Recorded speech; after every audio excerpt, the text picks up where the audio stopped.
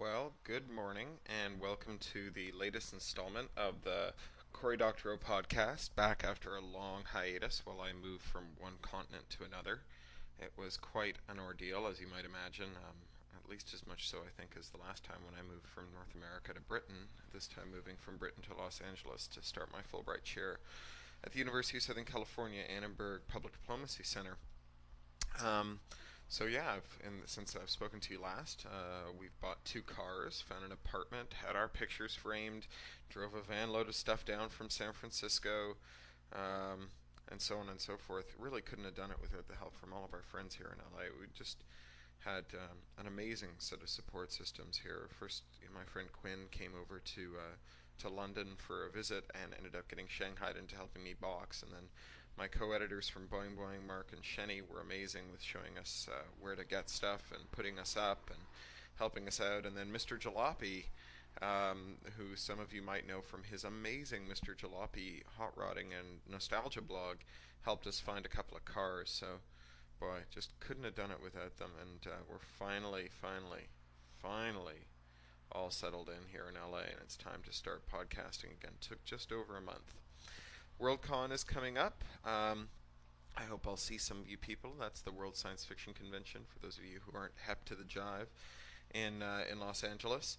Um, those of you who can't make it, but who are interested in copies of my books, signed copies of my books that are inscribed to you, there's an amazing science fiction bookstore in San Francisco called Borderlands, and they've offered free shipping. And what they'll do is they'll bring books that you've ordered to the Worldcon, and I'll sign them, inscribe them to you, and then they'll free ship them to you in the U.S. They've got pretty low shipping rates out of the U.S. as well. It's a pretty good deal.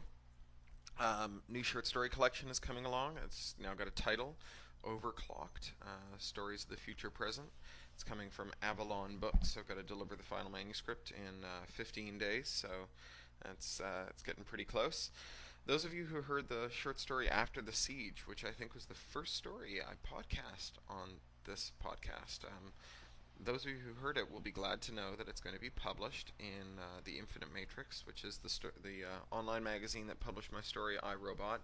I should mention that this Worldcon, that story has earned me a Hugo nomination, and I might in fact win a Hugo Award for it, which is pretty cool.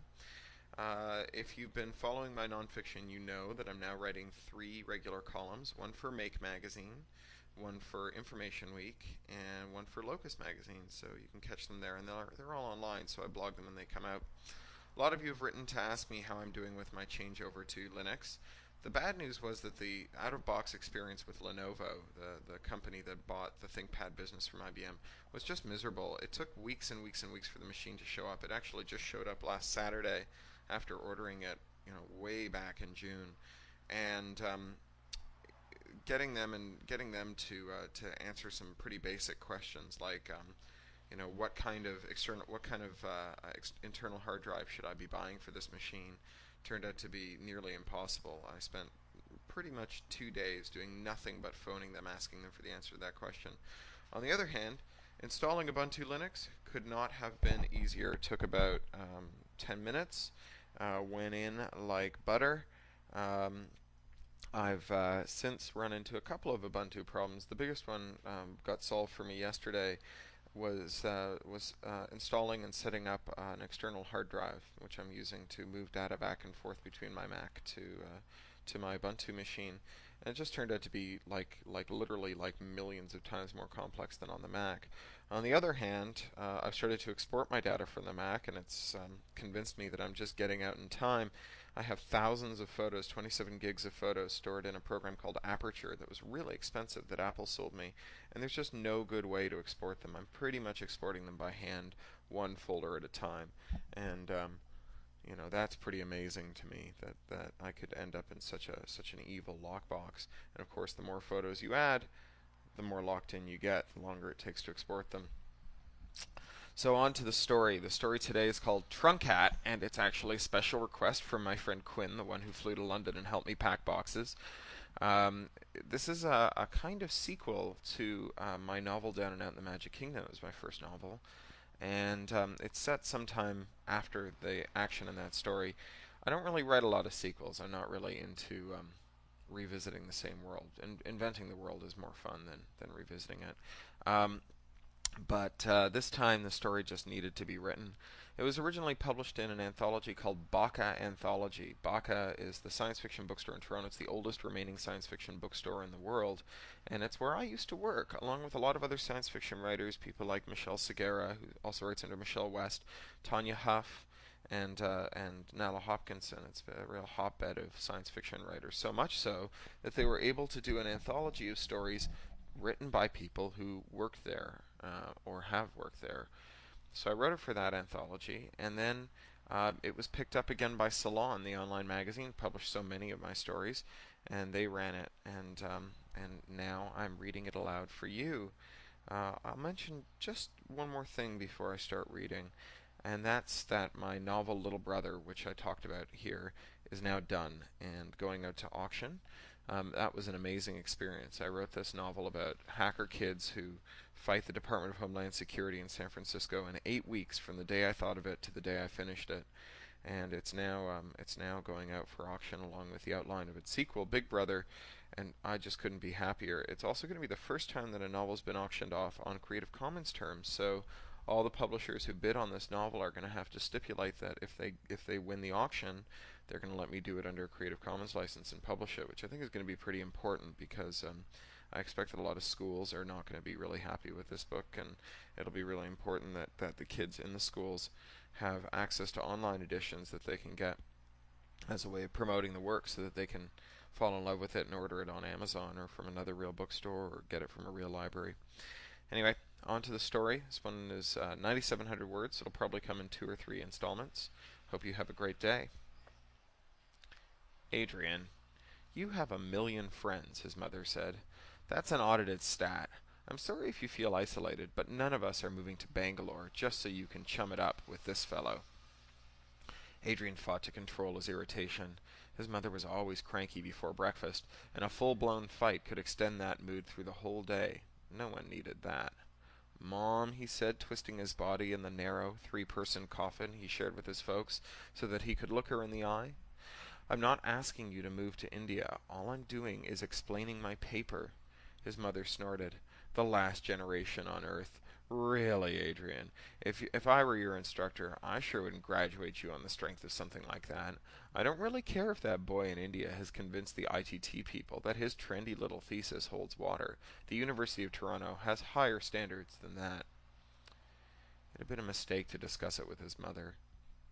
At 180, she was hardly equipped to understand the pressures that he and his minuscule generation faced. He should have just written it and stuck it in his advisor's public directory.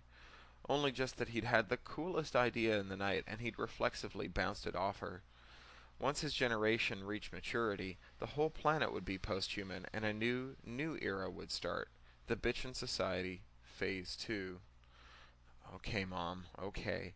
I'm going to get breakfast. You want to come? No, she said, rolling back over. I'm going to wait for your father. Past her, he saw the snoring bulk of his father, still zonked out, even through their heated exchange. Adrian grasped the ceiling rails and inched himself out of the coffin and into the public corridor.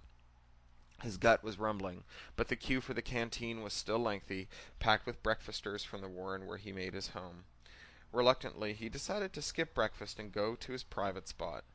It was almost backup time, and he needed to do some purging. Truth be told, Adrian's private spot was not all that private, and it was a humongous bitch to reach. His net pals liked to compare notes on their hidey holes, and Adrian was certain that he had the shittiest, least practical of the lot. First, Adrian got on the subway, opting to go deadhead for a faster load time. He stepped into the sparkling cryo chamber at the Downsview station, conjured a HUD against his field of vision, and granted permission to be frozen. The next thing he knew, he was thawing out on the Union Station platform, pressed belly to butt with a couple thousand other commuters who'd opted for the same treatment.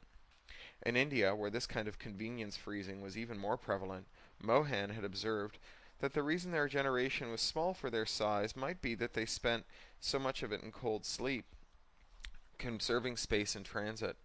Adrian might have been 18, but he figured that he'd spent at least one cumulative year frozen. Adrian shuffled through the crowd and up the stairs to the steady temp surface, peeling off the routing sticker that the cryo had stuck onto his shoulder. His tummy was still rumbling, so he popped the sticker in his mouth and chewed it until it had dissolved, savoring the steaky flavor and the burst of calories. The guy who'd figured out edible routing tags had woofy to spare. Adrian's mom knew someone who knew someone who knew him, and she said that he had an entire subaquatic palace to rattle around in. A clamor of swallowing noises filled his air as the crowd sub-vocalized, carrying on conversations with distant friends. Adrian basked in the warm, simulated sunlight emanating from the dome overhead. He was going outside of the dome in a matter of minutes, and he had a sneaking suspicion that he was going to be plenty cold soon enough. He patted his little rucksack and made sure that he had his cowl with him. He inched his way through the crowd down Bay Street to the ferry docks, absently paging through his public directory, looking at the stuff he'd accumulated in the night. It would all have to go, of course, but he wanted a chance to run some of it before then. Most of it was crap. The average backup of the average citizen of the Bitchin' Society was hardly interesting enough to warrant flashbaking, but there were gems, oh yes. His private spot hung tantalizingly before him, just outside of the dome. The press of bodies parted, and he lengthened his step to the docks, boarded the ferry with a nod to the operator in his booth, and hustled into one of the few seats on the prow, pulling on his cowl as the ferry pushed away and headed off towards the airlock at Toronto Island. It was even colder than last time. The telltale on his cowl showed minus 48 degrees centigrade with the wind chill. His nose and toes went instantly numb, and he tucked them under the cowl's warmth. His private place was just a short slosh from the westernmost beach at Hanlon's Point on Toronto Island, a forgotten smart boy, bristling with self-repairing electronics like a fractal porcupine. It had been a couple weeks since his last foray there, and in the interim the boy had grown more instrumentation, closing over the narrow entryway into its console pod. Cursing under his breath, Adrian wrapped his cowl around his hands and broke off the antennae, tossing them to the choppy Lake Ontario froth. Then he climbed inside and held his breath. Breakers crashing on Hanlon's Point, distant hum of the airlock, a plane buzzing overhead. Silence of a sort. A half-eaten sandwich mouldered near his right ham. Disgustedly, he pitched it out, silently cursing the maintenance crews that periodically made their way out to his boy, and tried to puzzle out the inexplicable damage he'd wrought upon it. But the silence, oh! His mother never understood that need for silence. She was comforted by the farting, breathing, shuffling swarm of humanity that bracketed her at all times. She'd spent a couple decades jaunting, tin-plated and iron-lugged, in the vast emptiness of space, and she'd had her fill of quiet and then some. Adrian, though, with 18 or 17 years of the teeming hordes of the post-Bitchin' Society, couldn't get enough of it. His public directory was bursting with backups, the latest batch that his contemporaries around the world had passed to him. Highly illegal, the backups were out-of-date consciousness memoirs created by various citizens of the Bitchin' Society, a weekly hedge against irreparable physical harm. Theoretically, when you make a new backup, the old one is discarded, the file copied to a non-existent node on the distributed network formed by the combined processing power of the implanted computers carried by every member of the Bitchin' Society. Theoretically. Adrian paged through the directory. Carrying one of the bootlegs into a backup terminal would mean the instant detection. Even exmitting it to someone else was risky and prone to being sniffed. But Mohan, his net pal in Bangalore, had authored a sweet little tool that allowed for exmission over the handshaking and routing channel, a narrowband circuit that carried unreliable and hence untraceable information that would have been overheard in the main data channels. The Million had quickly adopted the tool and used it to pass their contraband to each other, copying the bootlegs prior to erasing them when their own weekly backup scad rolled around. Adrian had good woofy with the Million. Nothing like Mohan, of course, but still, he reliably stored backups for the Million, even if it meant putting off his own backup until he could find a safe storage for all those materials entrusted to him. He didn't mind. Being a high woofy storage repository meant that he got everyone's most precious bootlegs for safekeeping. Like this one, the backup of a third-generation Bitchin', born at the end of the 21st century, female, though that hadn't lasted long. 70 years later, his backup was a rich tapestry of memories, spectacular space battles, incredible sexual adventures, side-splitting jokes, exotic flavors, and esoteric knowledge absorbed from brilliant teachers all over the planet. He'd held on to it for 2 weeks now, and flash-baked it nearly every day. Time to do it again. Quickly he executed the command, and shuddered as that consciousness was rolled up into a bullet of memories and insights and fired directly into his mind, unfolding over top of his own thoughts and dreams, so that for a moment he was that person, his self enveloping Adrian with an infinitude of bombarding sense impressions. It ebbed away, the rush fading in a synaptic crackle, leaving him trembling and wrung out. He slumped against the buoy's spiny interior and brought up a HUD and started an agent searching for another member of the million with storage to spare for a copy of it. Backup days were flash-baking days. In the buoy, Adrian flash-baked a dozen times, alternating between time-worn favorites and the tastiest morsels deposited by the rest of the million. He gorged himself on the antique consciousnesses of the immortals of the Bitchin' Society, past satiety and full on to bursting, his head throbbing dangerously. Each time he carefully passed the file onto the network, waiting while the churning, clunking handshaking channel completed the transfer. He didn't mind the wait. It gave him a moment for the synesthetic rushes to pass. Time grew short, and his gut growled protests, sending up chaotic belches that filled the closed space with the smell of esters. One more, deposited for safekeeping by Mohan himself in the night. Mohan sat at the river's headwaters, the source of all the bootlegs. He was the theoretically non-existent node to which the backup network flushed all its expired files. When he identified a keeper, it had to be good. Adrian saved it for last, and now he rolled it and jammed it into his brain. God. The person was so old, saurian, and slow. Nearly 300, an original revolutionary from the dawn of the Bitchin' Society, just a kid then, rushing the barricades, destroying the churches, putting on a homemade police uniform and forming the first ad hoc police force. Boldly walking out of a shop with an armload of groceries, not paying a cent, shouting jauntily over his shoulder to charge it up to the old woofy, all right? What a time! Society in a hybrid, halfway bitchin'. The religious ones eschewing backup, dying without any hope of recovery, entrusting their souls to heaven instead of a force-grown clone that would accept an upload of their backup when the time came. People actually dying in such numbers that there were whole industries built around them, grave diggers and funeral directors in quiet suits, people refusing free energy, limitless food, immortality. And the Bitchin' Society outweighted them. They died one at a time, and the revolutionaries were glad to see them go, each one less dissenter, until all that remained was the reputation economy, the almighty woofy point, and a surfeit of everything except space. Adrian's grin was rictus, the hard mirth of the revolutionaries when the last resistor was planted in the ground, their corpses embalmed rather than recycled. Years and decades and centuries ticked past, lessons learned, forgotten, relearned. Lovers, strange worlds, inventions and symphonies, and magnificent works of art, and ahead, oh ahead, the centuries unrolling, an eternity of rebirthing and relearning, the consciousness living on forever. And then it was over, and Adrian was sweating and still grinning, the triumphant hurrah of the revolutionary echoing in his mind, the world his oyster. Oh, Mohan, he breathed to himself. Oh, that was terrific. He scouted the network on his HUD, looking for a reliable member of the million, someone he could offload this to so that he could get it back after his own backup was done. There, a girl in France, directory wide open. He started the transfer and settled back to bask in the remembered exultation of the last flashbake. His cochlea chimed. His HUD said it was his mother. Damn. Hi, Mom, he said.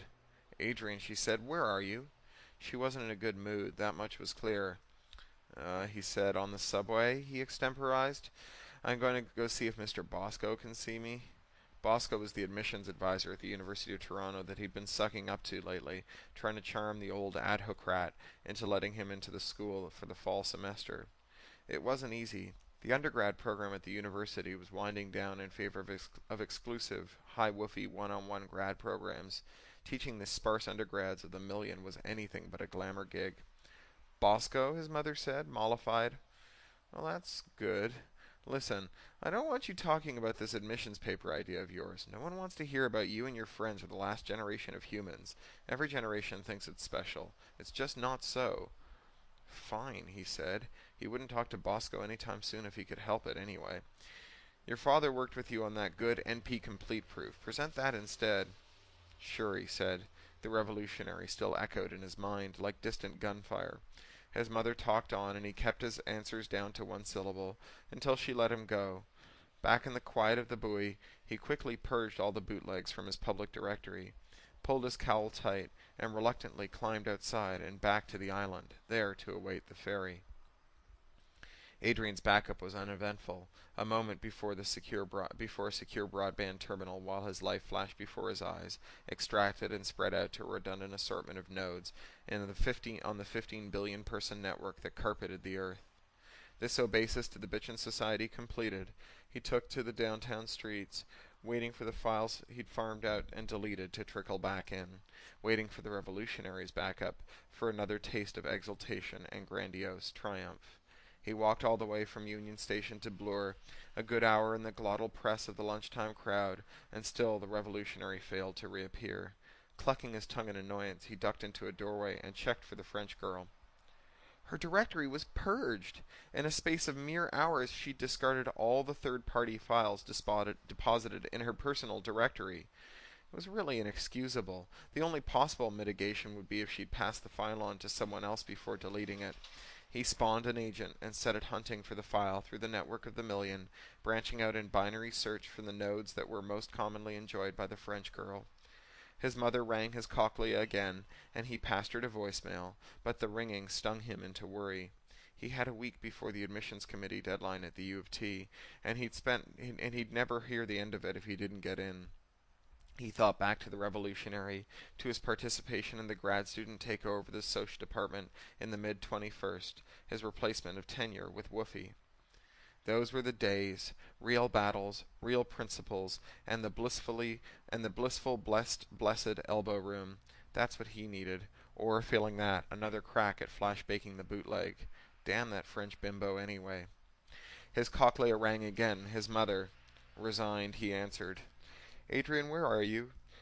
She sounded like she was in a better mood anyway. I'm at Young and Bloormont, having a walk, looking for somewhere to get some lunch. What did Mr. Bosco say? Damn. He said he'd think about it. He'll get back to me with comments tomorrow. Really? His mother said, sounding genuinely interested. Bosco had never really given him the time of day. Yeah, he said, I think he liked it. The NP complete thing, I mean. I didn't mention the other thing. Funny, she said, and her voice was all ice now. He didn't mention your visit when I spoke to him just now. The blood drained from Adrian's face. He wouldn't hear the end of this for some time. He said, just listen to me, kid, and don't say anything else. You're in enough trouble as it is. I've got your father conferenced in, and I can tell you he isn't looking very happy. Now here's how it's going to be. I've set up an appointment with Bosco in 1 hour. I've had to call in a lot of favors to do it, and you will be on time.